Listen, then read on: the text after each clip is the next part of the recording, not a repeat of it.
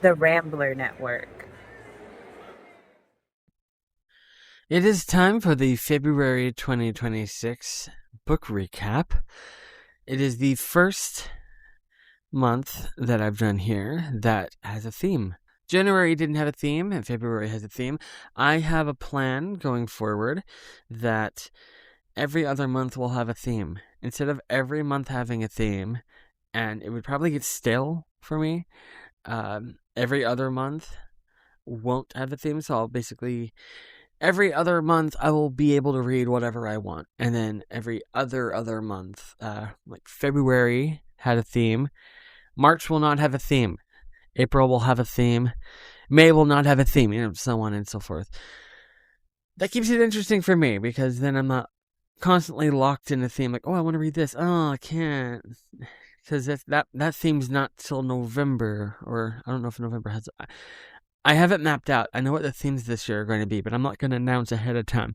Anyway, the theme for February was Black History Month, and I read. I told some of my coworkers, I told some of my friends, I told people that February I was going to be reading books by or about Black people, and I had several people go, "Oh, so you're going to read Uncle Tom's Cabin?" And I just gave them a look. I never responded. I just gave them a look, and they were like, I guess that's a no."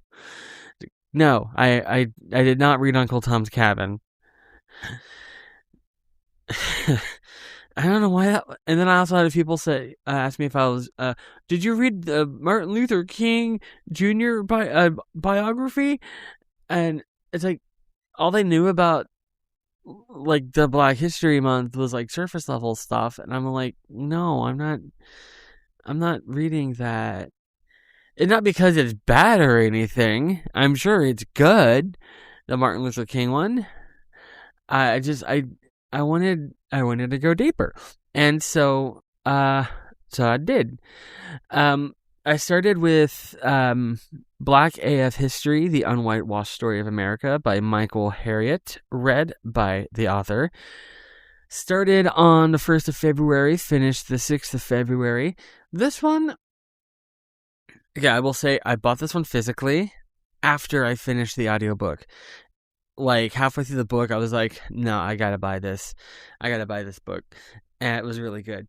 I was reading the reviews back in January when I was deciding to do this. I was reading the reviews, and it was very amusing because you could tell which of the reviewers were white, because there were two different things they were saying. They were either in all caps, "This is white bashing. This is just hating on white people." Ah, and then the other one was like, "This is very uncomfortable and difficult to get through." And okay, so I will say it is not white bashing. It just decenters white people. And that used to being the default. In the story of the United States, white people tend to not be the protagonists they think they are. More often than not, they're actually just the benefactors. And the history that's taught in schools is essentially historical fan fiction. And so what Black AF History does is basically tells, the full picture of the story of the United States. Usually when the history of the story of America is taught, it starts like around the time of the Revolutionary War, or like the 1600s, and oh yep, the white settlers came here, and then nothing happened before that, and all was good, and we got along with the Native Americans, and they embraced us, and we all lived happily ever after. No, nothing like that. Also, the tradition Thanksgiving is a lie. I've known that before I read this book. Every Thanksgiving, I'm like, you're celebrating genocide, and people are like, well, you take the fun out of everything. It's like, oh yeah, I take the fun out of genocide. Thanks. And, but yeah, like that goes back and tells the story of like the Native Americans that lived here before Europeans got here, and there was a slave trade even before that. Like, before the story that's traditionally started, there was a slave trade. And because, like, I always hear people say that, oh, it's contradicting. They keep saying they were enslaved for 400 years. The slavery lasted longer than the United States has been here. And that should have been like a red flag to people. Like, hey, maybe the story you were told isn't the full story. And, like, I've always known the story we were told wasn't the full truth. In school, I just kind of went with it. I was like, oh, yeah, Paul Revere, Midnight Run, the British are coming. Like, I just took it because, we were kids and we didn't know any better. Why would school lie to us? Everything is true. And then when I graduated high school, I wanted to start researching on my own. I was like, I love history. And I started doing my own research, and I'm like, hey, that's not what we were told. I watched a documentary. It was a BBC documentary on Pearl Harbor, and it said the reason that Japan attacked Pearl Harbor was because the U.S. had an embargo on Japan and the Philippines, and Japan sent planes out to sink ships so they couldn't send more. And I was like, this is news to me. I never heard that. So I started telling some of my friends here in the U.S., I'm like, hey, did you know about that? And they're like, this is a lie. They attacked us for no reason. They just... Like, why are you getting so angry? Like, they were legit getting angry. We were the victims, and Japan had no reason to attack us. I'm like, why would... It was the BBC documentary. And so I asked some of my friends in other countries, I'm like, do you know why Japan attacked the U.S.? And they were like, yeah, because to stop the embargo. Did you know that we weren't taught about the embargo? I'm like, you weren't? The rest of the world knows about it. And, yeah, so that's kind of the moment I was like, hey, maybe we weren't exactly told the whole truth on what was going on. And then when I heard about this book, I'm like, I gotta read that. It sounds fun. And it was. And I was like, oh, I love this history. And then, like I said, like those white reviewers, they get so defensive seeing another perspective. Like, it doesn't erase them. It just shines a light on the side of history that never gets light shown on it. It's a weird way to word that. But you know what I mean, I think. I hope. I'm not good at explaining things to people. I try to explain that to people, but, well... Anyway, the second book that I read this month was Prior Convictions by Richard Pryor, read by J.D. Jackson, started on the 7th of February, finished the 9th of February. So, because I know Richard Pryor and I know he's hilarious, I'm thinking, oh, this is going to be a funny book. Yay! I want to read a funny book because, Black AF History was funny. But, like, I was like, I just want a straight up comedy. And so, like, this is going to be a comedy. Why would a memoir not be funny? It didn't occur to me that it was a memoir. It was an autobiography. And, yeah, of course it's going to be funny. No. So it begins with Mudbone narrating, which it feels in retrospect like Richard Pryor getting comfortable writing the book to begin with. Once he gets into it, he switched into his own voice and gets more serious. It's obvious by hearing his words that he had imposter syndrome. He talks about his success like something that happened to him, not something he accomplished. In fact, he tends to talk about big things in third person as if he wasn't able to place himself in the moment. More out of denial than modesty. Like, there's a scene when he was talking about, I think it was not Frank Sinatra, Dean Martin, one of those guys. He was at like some award ceremony, and he was looking at the crowd, and he saw like Dean Martin looking him in the eyes, and he's like, "Who's he looking at?" and like he couldn't place himself in the moment. Like it I don't know if he specifically called it imposter syndrome, but like yeah, like I'm listening to this audiobook thinking I think he had imposter syndrome. The book was written 10 years before he passed away, and like the last chapter it talks about a massive heart attack he had, and he like described it and how like the fear he had and everything, and that his wife like fought to save his life and everything. And he talked about like if it happens again, which I feel like it's gonna happen someday, just know blah blah blah. And I'm thinking like he describes like in the moment how afraid he was. I'm thinking I know that he died of a massive heart attack and that his wife was struggling to save his life and he didn't survive that time. So, and I've always known that because like, him dying, it was a big deal. And then I read that and the whole time I'm thinking, oh, this didn't really age that well, because it's kind of heartbreaking in retrospect. You hear that and you're thinking, this is exactly how he died, and he was terrified the first time, so he didn't die right away. He was laying there dying, so I am imagining he was more scared the second time. So like, yeah, it was a little heartbreaking reading that, knowing that that's exactly how he died. The third book that I read this month, it's probably my favorite one that I read. It's called Kindred by Octavia E. Butler, read by Kim Staunton. It started the 9th of February, finished the 11th of February.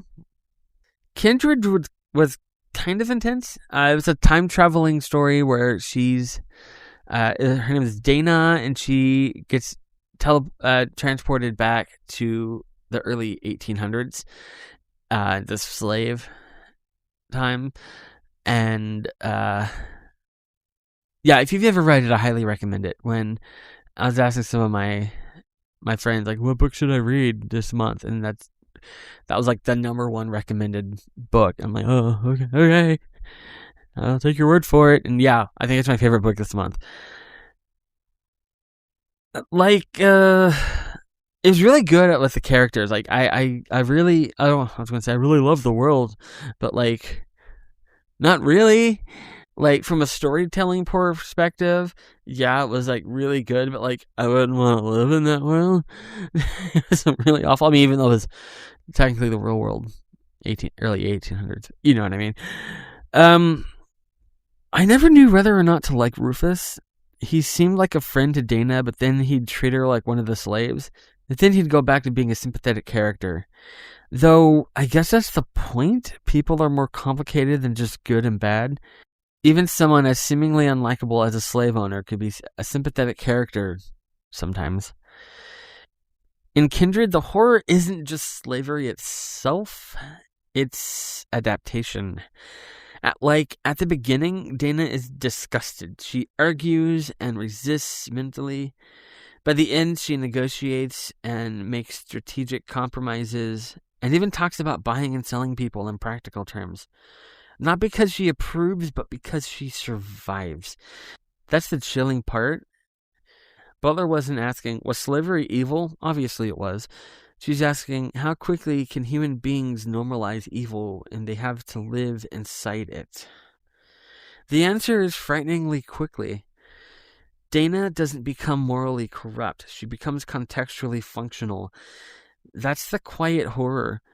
You start out thinking, I could never adapt to that. And then the book shows you how survival slowly reshapes language, expectations, and even outrage. So, yeah, it was a really good one. Like, I didn't want it to end, but I also wanted like, I wanted her suffering to end. I wanted, like, all that to end, but, like, I liked, like, the way the characters were written and the story progressed and everything. It was really well written, and I didn't want it to end. It was recently made into a Hulu original. It's on Disney Plus.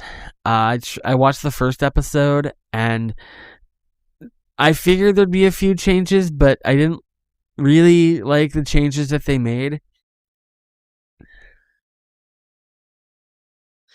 Like, Dana and Kevin aren't married. In the book, they've been married for years and they have this long-standing relationship. But in the show, it opens with them meeting, and whenever the time travel thing happens, they've only known each other a couple days. And then, like, there's like this whole subplot with her mother also being back in time, and that wasn't in the book. And I watched the first episode. I'm like, I don't know if I like this particularly well. And then I went and watched some of the reviews. There's even like a subreddit, I think. I read this on Reddit. I don't remember if it was a Kindred subreddit, if it was a Hulu subreddit post, but I read this on Reddit. Basically, people were talking about the show and how they changed the story, and there's one season, 8 episodes. I'm thinking, oh, that's plenty of time to tell the whole story of the book. No, it ends on the cliffhanger, and it goes in a completely different direction from the book, and a lot of people didn't like it, and that's why it was canceled, and they didn't bring it back for a second season. And so I didn't continue. I'm like, well, if they're going to change it that much, like, I wanted the story in the book. It's okay to change a few things, like, because it doesn't, in the book, it takes place in 1979 because that's when it was written. For some reason, the show takes place in 2016, even though it came out in 2022. But they modernized it, so there are modern things. Apparently, she brings a phone back to the past. I mean, she brought modern things back to the past in the book, but it was like Tylenol. I feel like if you bring a phone back to the 1800s, especially if they think you're a slave, they're probably going to be, I was going to say burned at the stake, but it's not that far back. Yeah, I don't know. Like, I gave up after the first episode. I was excited, and then I wasn't. After Kindred, I read Binti by Nnedi Okorafor. Read by Robin Miles. Started the 11th of February, finished the 12th of February. All I'll say is I was expecting Star Wars and I got Alien. Apparently it's part of a trilogy. It's a short story. I got through it in a few hours. The only reason it looks like it took 2 days is because I started it at like 11:30 and then I finished it at like 1 in the morning. So yeah, it's really short. It ended with like her changing into like a different creature or something. But by then I was like, I'm not getting anything out of this. I didn't really like it. I almost didn't finish it. If this was like a full length novel, it probably would have been a DNF, which I did have one of those, but I'll get to that when I get to that. After that is The Dead Djinn of Cairo by P. Jellicar, read by Shuaya El Attar Young. Started the 12th of February, finished the 12th of February. That one was even shorter. That one was like an hour long. And honestly, that one was, I was going to say my least favorite, but I guess second least favorite because I did not finish. Oh, the ones I did finish, it was my least favorite. In fact, I actually have more to say about it than Binti, though. It's basically an Arabic Bright starring Perrault and set in 1900s Egypt. It had an interesting premise, but it was like really short, and it didn't live in the world long enough. And it's like there's a dead djinn. You got to find out who did it, and by the time you have time to think about anything, we've solved the case. Like, oh. Okay, it was like quicker than like a CSI episode or something. So yeah, I got 2 books back to back that I wasn't that fond of, and then I started a book, got halfway through, didn't like it. It's in my DNF. I'm not going to say what it was. When like I said, like in January, when I have a book that's a DNF, I'm not going to say what it is. I am only addressing it to explain the gap, because Aftermath by LeVar Burton, read by LeVar Burton, started 15th of February, finished the 16th of February. to explain that gap. There's a 3-day gap. Like, why did you not read for 3 days? I did. I just didn't finish it. Okay, so Aftermath, when I was like, I've got to see if I want a book read by LeVar Burton. So I looked to see, like, what books did he read. And then I found out that not only did he read a lot of books, he wrote a book. And I did not even hesitate. I think he wrote 3 books, but the other 2 were like straight up children's books. And this one's a novel. It's about, the synopsis in the back is basically the first black president is assassinated, and then, it was like uncovering, it was like a conspiracy thing. It was surprising for LeVar Burton. He's usually like very positivity centered, and it was talking about the assassination of the first black president. And I saw that, I'm like, did he not like Barack Obama? And then I realized the book was written in 97, and I was like, oh. And the book takes place in, I think, 2010. So I'm thinking when Obama was elected in 2008, he probably was like LeVar Burton was probably like, oh no, that timeline, he's going to be president in 2010. But yeah, I'm not going to spoil the end because I do want everyone to read it.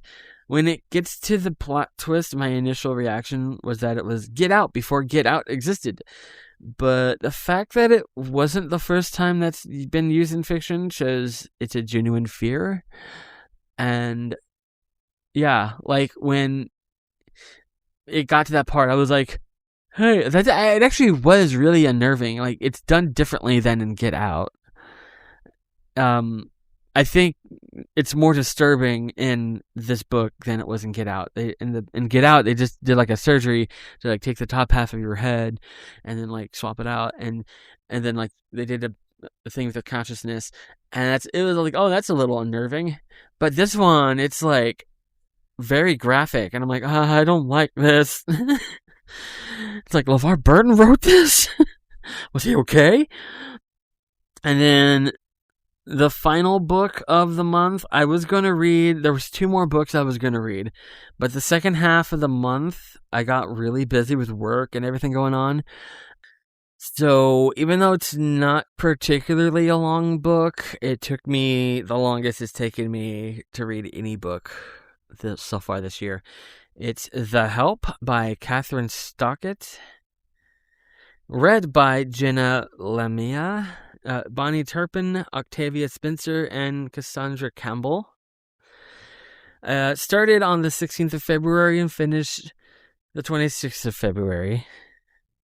Yesterday, at the time I'm recording this. The first thing that stood out to me was that Octavia Spencer voiced her character, because the book is split up by the different character perspectives. One of them is Minnie, who was played by Octavia Spencer in the movie, and so I saw that she was one of the narrators, and I was like, wait, is she narrating her own character? That was brilliant. It reminds me of when, like, January, Andy Serkis narrated The Hobbit. And when it got to the riddles in the dark, obviously his voice of Gollum was perfect, because he is literally Gollum. In the movies, he's not like literally Gollum.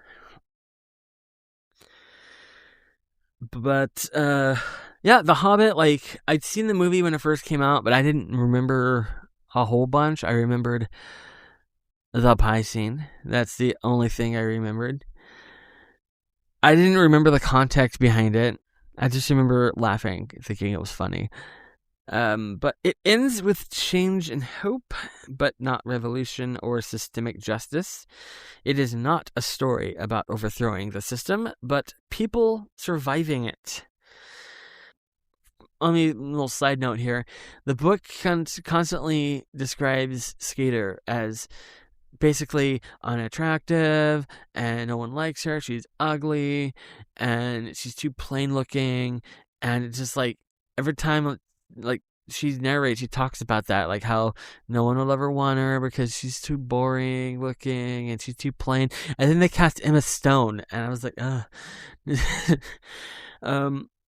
So whose story is this? I'd say it's the one with the most to lose. Skeeter risks social standing. Aibileen and Minnie risk survival. So, which one do you think's more important? I don't know why. I think Emma Stone got top billing because she's Emma Stone, but I know I have seen people criticizing that because like it's a story about these black women and you put a white person on top billing.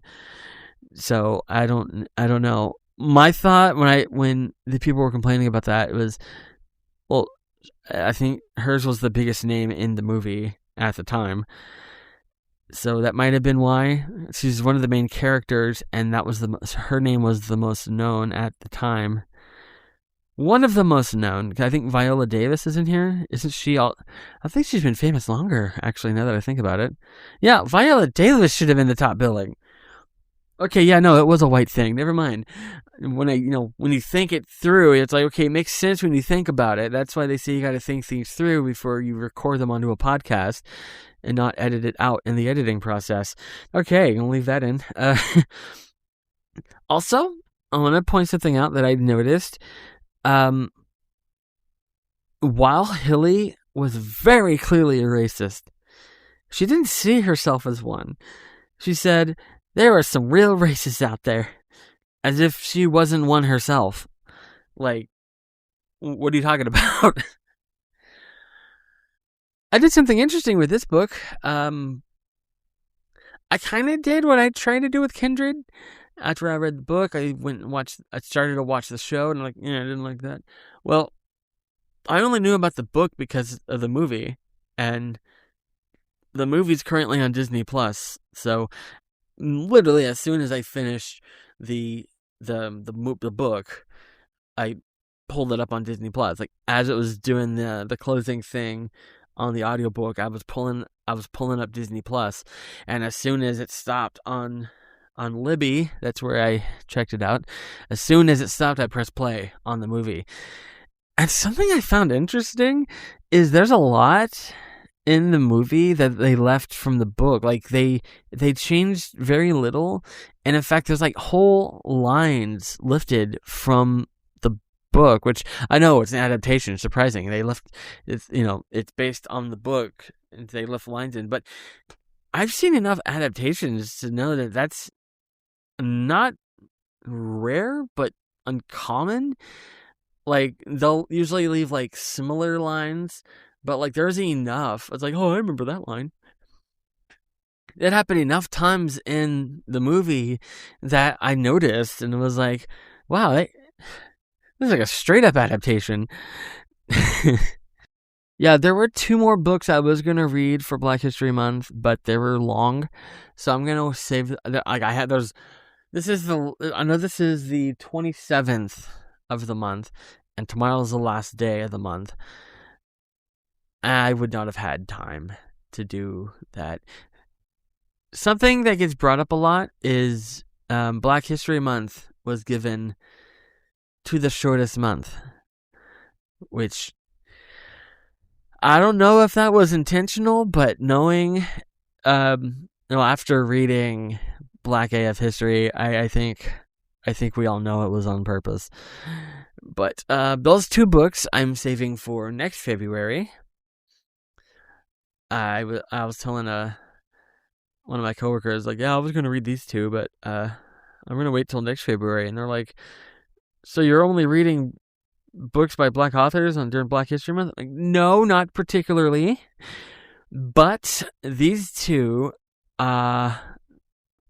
distinctly feel like they belong in Black History Month. It's not just because, like, I'll probably still read, like, a LeVar Burton book any other month. Or like Octavia Butler has other books. Like I'm not just gonna like only do books by Black authors in February, but like it was like this month is more for like books like The Help and Kindred, Black AF history. So those 2 that I didn't have time to get to, it feels more like those than like like a fun book I'll read in March or something. Speaking of March, March is a no theme month. And so it's going to be random, like January was random. I do know what the first book is, though. I'm not going to announce what it is. I will say, however, you might want to grab a towel. The Rambler Network.